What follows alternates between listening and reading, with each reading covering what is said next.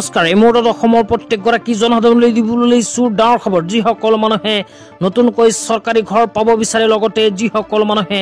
নতুনকৈ চৰকাৰী ঘৰৰ আবেদন কৰিব বিচাৰে সেই সকল মানুহে ভিডিঅ'টোত ক্লিক কৰিছে যদি অনুগ্ৰহ কৰি ভিডিঅ'টো স্কিপ নকৰি প্ৰথমৰ পৰা শেষ লৈ চাই থাকিব কিয়নো আপোনালোকে যদি 2024 চনত নতুনকৈ চৰকাৰী ঘৰ পোৱাৰ কাৰণে অনলাইন বা অফলাইন আবেদন কৰিব বিচাৰে তেন্তে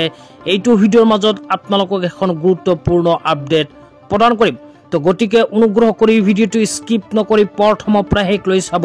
আৰু মোৰ চেনেলত নতুন হলে প্লিজ চেনেলটো সাবস্ক্ৰাইব কৰি মোৰ লগত থাকিব তো বলক ভিডিঅ'টো আৰম্ভ কৰি যিসকল মানুহে 2024 চনত চৰকাৰী ঘৰ পোৱাৰ কাৰণে আবেদন কৰিব বিচাৰে সেই সকল মানুহে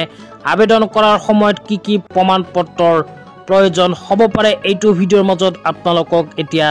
বিস্তাৰিত জনাইছো তো আপোনালোকে মোবাইল স্ক্ৰীনত চাব পাৰিছে মই এখন চৰকাৰী ৱেবছাইট ওপেন কৰি ৰাখিছো ইয়াতে কি প্ৰমাণপত্ৰ কি ডকুমেন্টছৰ কথা কোৱা হৈছে এতিয়া আপোনালোকক বিস্তাৰিত জনাইছো প্ৰথমে কোৱা হৈছে যিসকল মানুহে চৰকাৰী ঘৰৰ কাৰণে আবেদন কৰিব বিচাৰে সেই সকল মানুহৰ থাকিব লাগিব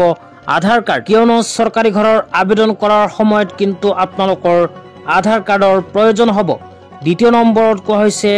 জব কাৰ্ড যিসকল মানুহে 2024 চনত চৰকাৰী ঘৰৰ বাবে আবেদন কৰিব বিচাৰে সেই সকল মানুহৰ জব কাৰ্ড থকাটো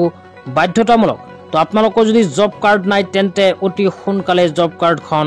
বনাই লওক তো তৃতীয় নম্বৰত কোৱা হৈছে বেংক একাউণ্ট তো আপোনালোকে যদি চৰকাৰী ঘৰৰ টকাবোৰ নিজৰ বেংক একাউণ্টত পাব বিচাৰে তেন্তে আবেদনৰ সময়ত এখন বেংক একাউণ্ট জমা দিব লাগিব